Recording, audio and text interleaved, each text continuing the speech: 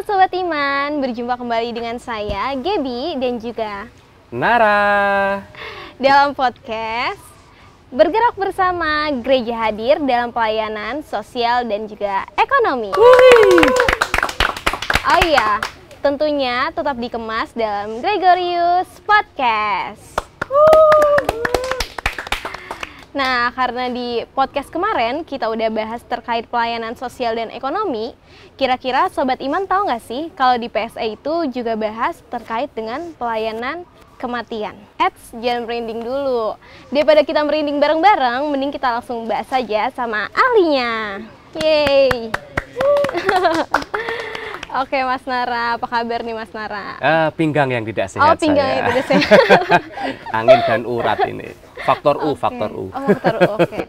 Kayaknya masih umur 17 tahun gitu, Mas. Aduh, tambahnya tapi banyak. Belum kelihatan ya, soalnya jiwanya masih muda gitu ya, Mas. Jiwa boleh muda, tapi umur nggak Bisa bisa bohong. Oke, langsung aja kita ke serius-seriusnya nih, Mas. Kayaknya bukan cuma aku yang penasaran, tapi teman-teman podcast juga penasaran sih. Nah, di PSA ini kan bukan terkait pelayanan sosial dan ekonomi aja, tapi ada pelayanan kematian. Kira-kira bentuk pelayanan kematian itu dalam bentuk apa aja ya, Mas? Nah, ini dia. Ini bagian kematian ini yang paling favorit ini. Paling favorit dan dalam tanda petik paling angker. Episode paling ditunggu-tunggu ya, Mas? Ini episode mungkin yang paling gahar ini kali ya. Jadi di PSA itu yang diurusin tuh nggak hanya orang hidup. Orang mati pun juga kita urusin. Nah, kalau di Santo Yusuf ini itu untuk pelayanan kedukaan.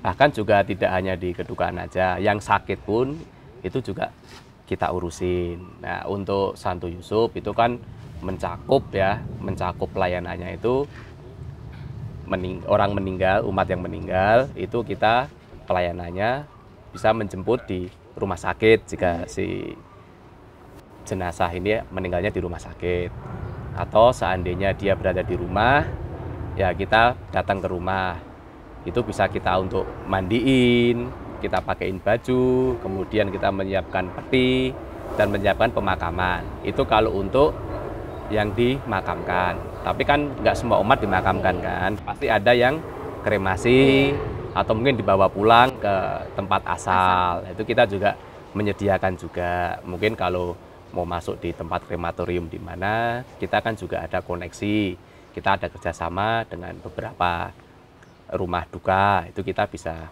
memberikan fasilitas juga kepada umat. Untuk pelayanan hingga ke kampung asal, maksudnya tempat dia beradat, pengen dia dimakamkan di tempat kelahirannya, ya itu kita biasanya menyediakan kerjasama dengan ambulan. Tapi ambulan bukan dari Gregorius ya, karena Gregorius kan ambulan itu cuma satu. Kalau dibawa keluar kota, takutnya ada apa-apa. Nah, di sini nggak bisa gerak gitu kan. Jadi kita ada teman-teman di luar sana itu sudah persaudaraan lah kalau sama kita gampangannya. Jadi aksesnya mudah dan yang penting umat terlayani. Kemudian yang orang sakit pun kita juga melayani juga. Misalnya ada yang sakit entah itu di rumah atau di rumah sakit, itu biasanya PSA itu kita kerjasama terutama dengan Legio Maria. Legio Maria itu secara spiritualnya dengan mendoakan atau mungkin dengan mengunjungi, kemudian memberikan penguatan secara rohani, terus memberikan saling sharing lah biasanya. Itu kita biasanya mengantar Legio sama Bu Ana kan, Bu Ana Legio Maria. Bu Ana, ini ada yang umat membutuhkan bimbingan rohani nih, pengen doa bareng, yuk kapan? Nah, nanti kita janjian. Kemudian selain untuk secara spiritualnya, secara rohani, kita juga untuk fisik untuk fisik kita juga menyediakan semampu kita, misalnya O2 tabung oksigen oksigen O2, atau mungkin mengantar umat yang serangan jantung atau apa tiba-tiba ke rumah sakit terdekat. Nah, itu kita siap, dan tentunya nggak mungkin saya sendiri, pasti lingkungan juga harus support kan ya memang saya sering di gereja, tapi kan nggak setiap hari 24 jam 24 saya jam. di gereja ya kan. Jadi ya tetap kita yang penting itu ada komunikasi antara PSE dengan lingkungan dan pihak keluarga seperti itu. Oke. Sebelum bahas ke kematiannya nih Mas, aku masih penasaran sama yang bantuan terhadap orang sakit yang di rumah sakit. Itu kan ada dana sehat ya Mas. Oh ya. Nah itu ditujukan untuk setidaknya membiayai orang sakit itu yang diopname di rumah sakit itu Mas. Kira-kira ada persyaratannya nggak sih? Ya. Kalau untuk itu bantuan dana sehat ya, bantuan dana sehat itu kan setiap lingkungan di umat, di setiap KK itu kan pasti ada kartu kuning. Di kartu kuning itu kan ada di lembarannya ya, itu ada dana sehat, Santo Yusuf sama kas lingkungan. Nah, kalau untuk dana sehat itu kita Rp3.000 per bulan, Santo Yusuf 10.000, kas lingkungan yaitu kita kembalikan antara umat dengan lingkungan seperti apa ya kan.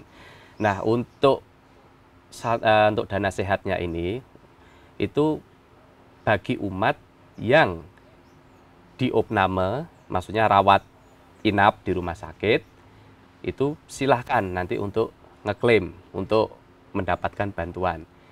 Hitungannya 1 hari itu 75.000. Jadi selama dia dirawat itu dikalikan saja.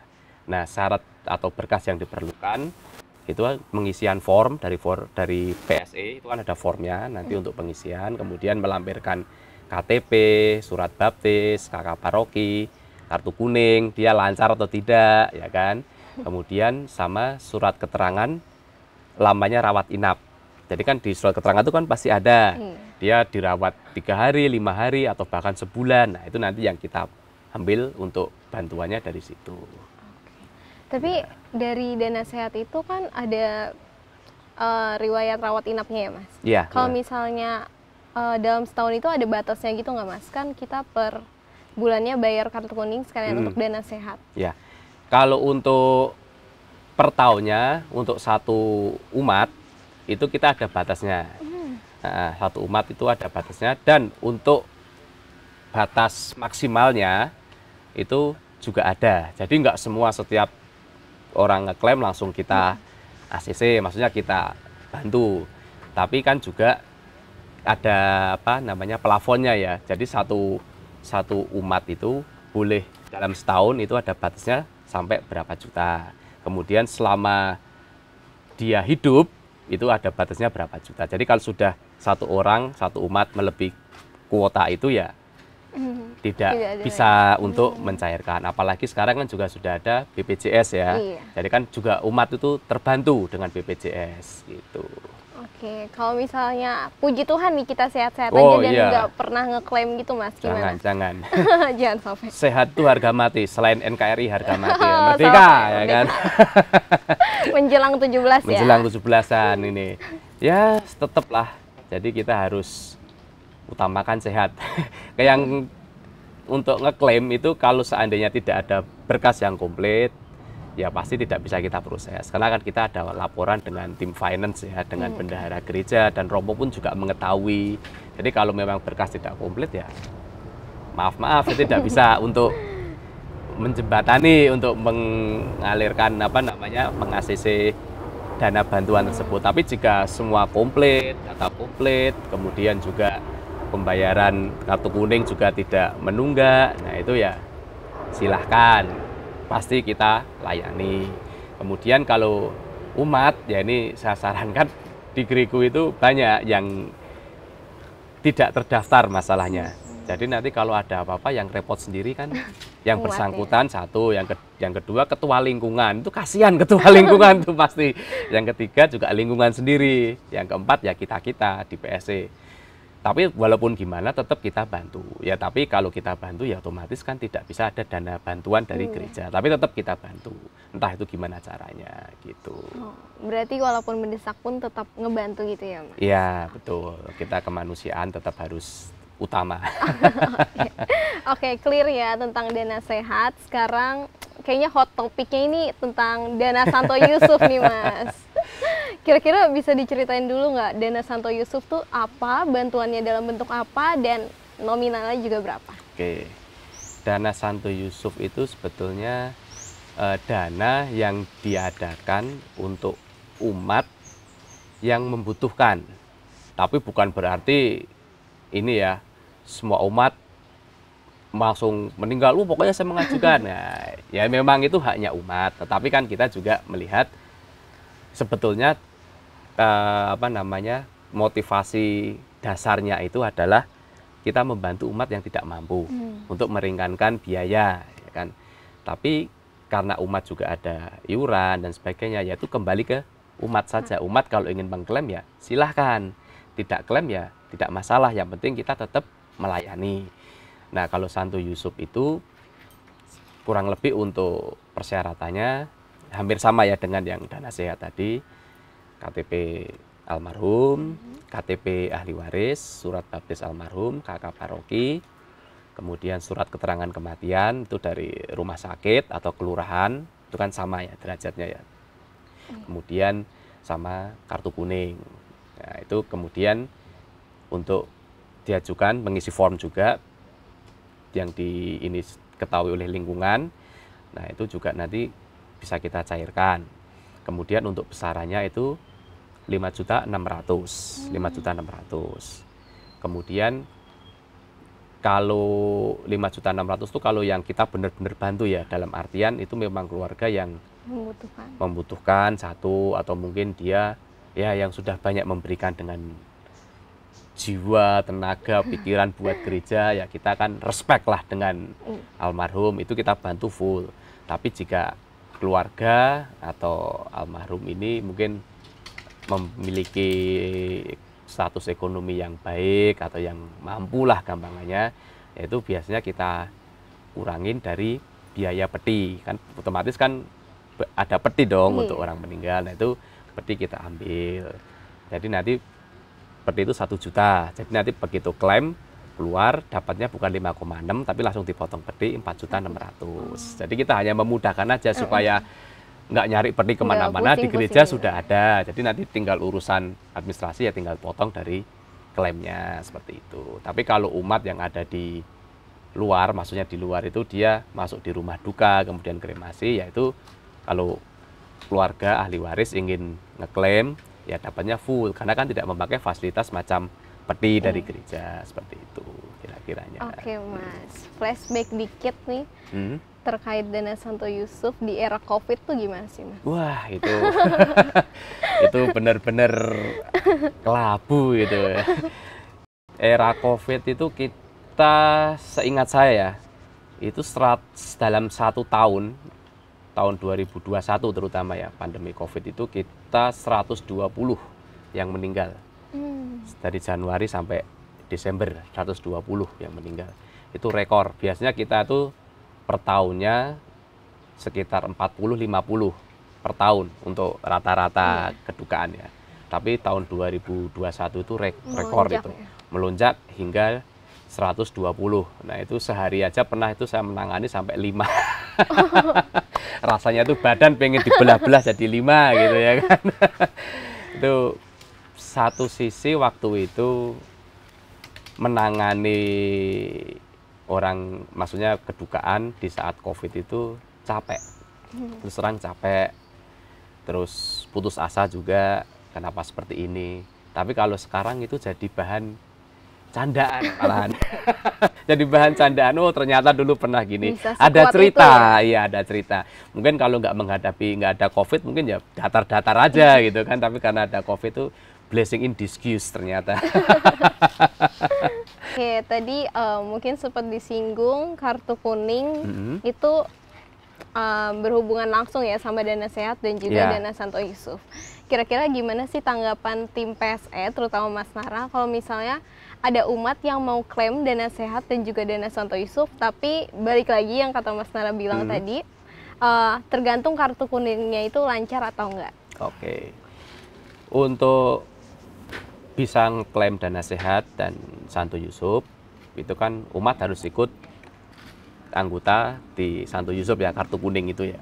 Kartu kuning yang seperti tadi saya bilang ada dana sehat, Santo Yusuf. Nah, untuk batas toleransi bisa mengklaim, memproses itu keterlambatan maksimal 3 bulan.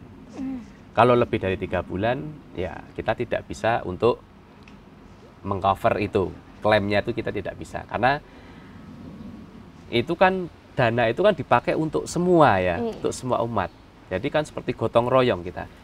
Kalau seandainya ada yang 4 bulan, 5 bulan, itu ada yang lewat terus kemudian nanti ada yang ngotot umat ya, minta atau apa gini. Kalau di ACC nanti umat lain pasti akan mengikuti. Jadi tetap kita harus menegakkan aturan, dan aturan itu pun sudah dari zaman awal-awal gereja ini berdiri itu juga sudah seperti itu. Dari zaman kita stasi itu juga sudah seperti itu ketentuannya. Jadi memang harusnya umat sudah tahu dan sadar. Bahwa keterlambatan itu 3 bulan. Gitu. Itu paling maksimal. Jadi ya umat tolong ya ini diperbaiki. Saya juga melihat itu ada yang sampai 2 tahun loh, 2 tahun itu. Pas mau klaim baru ketahuan, Mas. Ya, pas mau klaim baru ketahuan. Nah, itu mau nggak mau ya tetap. Sebetulnya dalam hati itu juga saya nggak tega, tapi ya mau gimana lagi, aturan tetap harus kita tegakkan. Harus diurus dulu. Tapi tetap kita layanin, tetap kita layanin. Mau pakai fasilitas gereja macam ambulan, ya silahkan. Yang penting isi bensin dari gereja penuh, balik ke gereja penuh juga, tidak ada tarif yang lain. Kemudian untuk peti ya silahkan ambil dari gereja nggak apa-apa, tapi bayar. Dan itu kita masih baik loh. Itu peti yang di gereja, kalau di luar tuh harganya 3.500.000. Di kita, ya karena kita sosial dan sebagainya ya gereja ya, itu cuma 1 juta loh. Itu kalau dijual di luar ngerusak harga pasar itu kita. Di demo kita itu. Jadi ya mohon kita sudah, maksudnya memberikan yang semaksimal kita dari gereja, dari PSE, Romo juga udah oke. Ya tolong administrasi, mungkin umat yang merasa nanti yang melihat ini, podcast ini ya kan, yang merasa wah saya udah nunggak lebih dari 3 bulan ya tolong. Langsung keinget lagi. Iya, gitu ya. Cuma 3.000 sama 10.000 loh sebulan, 13.000 ya kan. Kan murah itu. Nggak mungkin toh sebulan 13.000 puasanya 3 hari makan, ya kan nggak mungkin kan. Oke, tadi dibahas juga ya kalau misalnya ada umat yang mau dimakamkan di luar kota itu, untuk klaim mungkin dana Santo Yusufnya itu ada persyaratan lain nggak, Mas? Kalau klaim itu tidak ada, pokoknya seperti yang saya bilang di awal tadi, KTP almarhum, KTP ahli waris, surat baptis, KK, paroki ya, kemudian kartu kuning lancar, sama surat keterangan kematian. Itu mau dimakamkan di luar kota atau bahkan di luar negeri, nggak masalah. Yang penting pasti dia umat kita, memiliki KK paroki dan kartu kuning lancar, it's okay, nggak ada masalah. Kalau misalnya, oke ini sedikit bercanda ya. Nah, kalau kenalan ambulans di luar kota itu awal ketemunya gimana sih, Mas?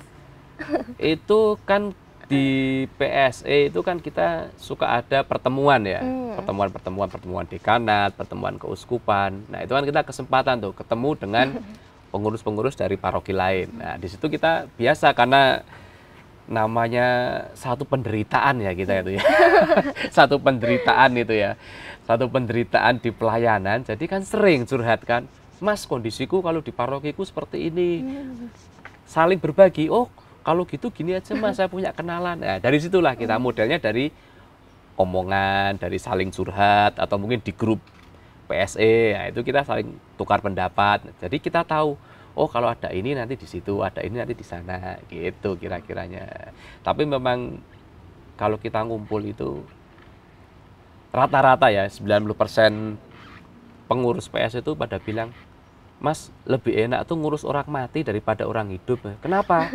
Orang mati diapa-apain diem, kalau orang hidup diapa-apain protes. Bisa ngamuk ya berantem gitu, orang mati kan enggak. Ya ini bercanda aja. Itu pengalaman luar biasa banget ya Mas. Ini merindingnya bukan karena ngomongin orang mati, tapi merinding banget karena pelayanannya yang luar biasa untuk seluruh tim PSE dimanapun parokinya ya. Oke, tadi kita udah jauh-jauh nih sampai keluar kota. Sekarang aku mau bahas yang deket-deket dulu nih Mas. Kan di PSE itu ngurus juga ya terkait tanah pemakaman ya Mas. Oke. Nah, kira-kira di sekitar sini tanah pemakaman mana yang direkomendasikan gereja dan apakah seluruh umat yang direkomendasikan tanah pemakamannya itu semuanya setuju atau enggak, Mas?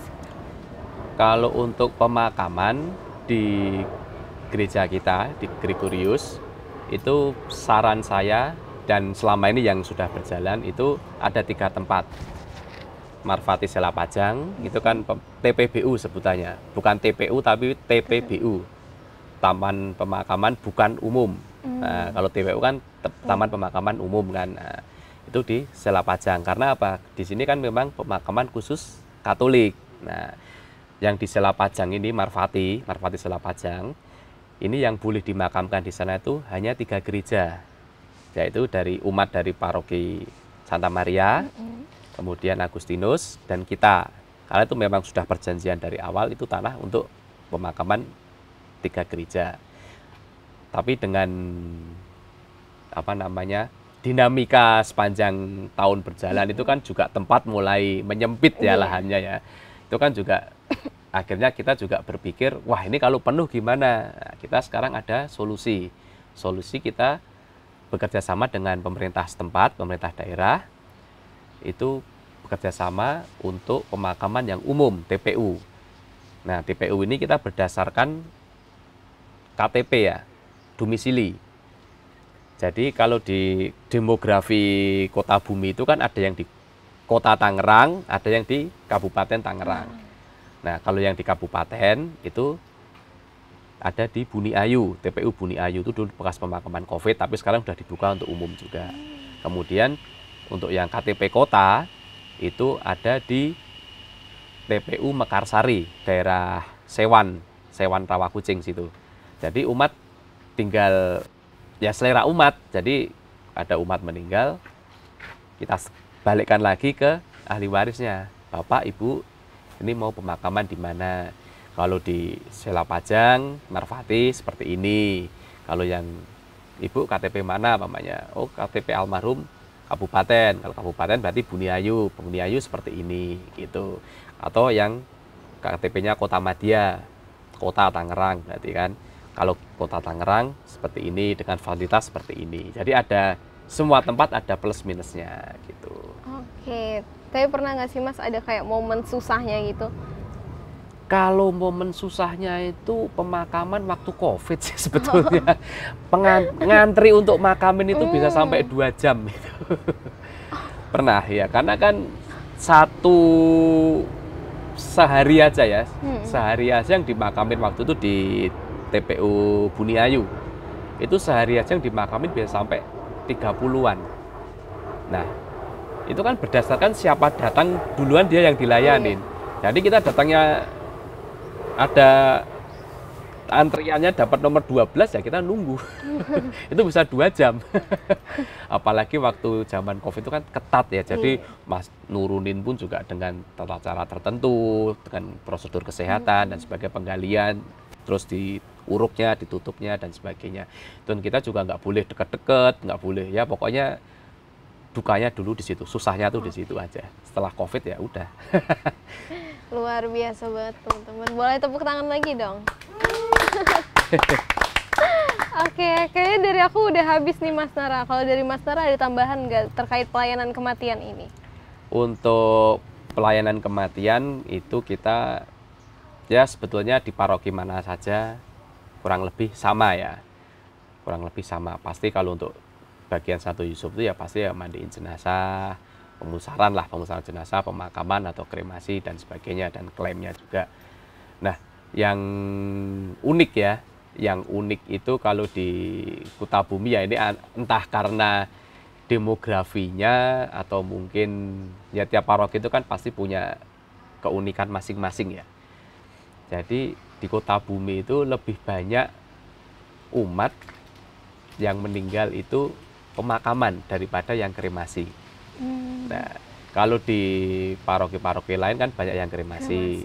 Kalau yang di paroki kita banyak yang di pemakaman. Ya mungkin itu karena apa ya, adat ya kali ya. Kalau adat kan wah masih ada makamnya bisa kita kunjungi dan sebagainya. Kalau dikremasi kan bakar larung Dilarung. sudah gitu kan, jadi peringatannya ini ya, itu ya tiap orang punya style masing-masing ya. Tapi yang unik ya memang di Kutabumi itu di Selapajang itu kita ternyata 60% yang memenuhi memenuhi area makam itu ternyata kita. Dibanding Santa Maria Dibanding sama Santa Agustinus. Maria sama Agustinus, ternyata kita tuh 60%. Tapi it's okay, itu nggak masalah. Itu memang juga hak umat untuk ada di sana. Tapi unik aja itu. Jadi gampangannya apa ya? Ya mungkin kebanggaan juga ya. Ada pemakaman khusus Katolik dan umat kita di sana, dan umat tuh melihat pemakaman Katolik ya. Pemakaman Katolik itu kan pasti kalau tanggal 2 November itu kan doa bersama. Bulan arwah juga kan, arwah orang beriman. Kalau di TPU yang lain mungkin untuk mengadakan seperti itu tuh kita belum bisa bersinggungan dengan ya masyarakat luas kan, majemuk kita. Jadi yang kesannya tuh saya di situ. Itu aja. Keren banget ya ternyata PSE ini. Tapi untuk perpanjangan pemakaman itu PSE ikut mengingatkan juga atau enggak, Mas? Perpanjangan pemakaman itu biasanya kan setiap ada umat yang meninggal itu kan pasti dapat surat ya. Dapat surat itu perpanjangannya kapan, dan kita pasti memberitahu juga, ini sudah ini loh. Tapi kan saya juga nggak mungkin ngecek semua ya kan, satu persatu. Jadi saya cuma ingetin aja ke ahli waris, pokoknya ini sekarang pemakaman tahun 2025 Bapaknya. Nanti perpanjangan lagi kan 10 tahun, diinget-inget aja 10 tahunnya, ya paling gitu. Karena kalau satu-satu kan juga nggak mungkin ya? kan, iya. Memorinya nggak kuat saya itu. Udah capek ya, Mas? Waduh, itu mah wah di jalan saya. Kecampur-campur. Iya.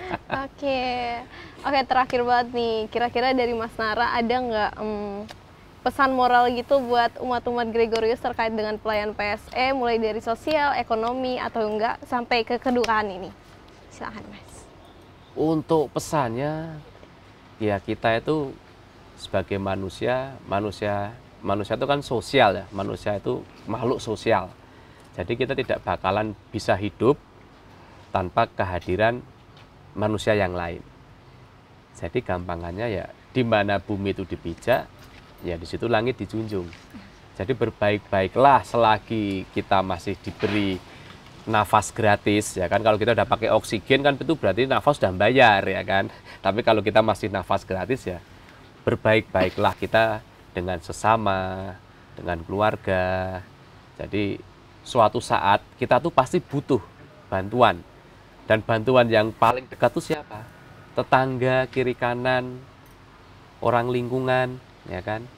Nah, jadi kita harus bisa menempatkan diri kita sebaik mungkin itu hal-hal yang baik. Sistem tabur tuai sajalah kalau sesuai ayat kitab suci ya. Apa yang kita tabur, yaitu nanti yang kita tuai. Gitu aja. Iya. Berarti teman-teman kita harus melakukan apa yang mau orang lain lakukan kepada kita, tapi harus kita lakukan dulu kepada orang lain. Betul. Oke, boleh nih Mas Nara buat closing podcast part 1 sampai part 2 ini, Mas. Part 1 dan part 2 podcast Gregorius Agung menyangkut PSE. PSE itu bisa dicerminkan dengan saya. Ya mungkin lebay dikit lah ya. Saya tuh orangnya kusut, hawanya kelabu ya kan. Ya PS itu karena dekat dengan KLMTD, kecil, lemah, miskin, tertindas, disabilitas. Jadi ya mungkin deskripsinya tuh seperti saya gitu. Kusut, nggak pernah kelihatan cerah ya kan. Tapi saya seneng karena saya bisa dekat dengan akar rumput, dengan umat yang membutuhkan. Suatu saat pun saya juga akan butuh dengan orang-orang lain. Jadi ya seperti yang tadi saya bilang, berbuatlah baik selagi kita masih bernafas dengan gratis. Itu saja. Berkah dalam. Teman-teman, terima kasih. Oke. Udah panjang banget kita cerita, bahkan sampai ada part 2. Terima kasih buat seluruh tim PSE, terima kasih buat Mas Nara. Sama-sama. Dan juga mungkin teman-teman Komsos, tetap semangat dalam pelayanan semuanya. Sampai jumpa di podcast selanjutnya. Dadah.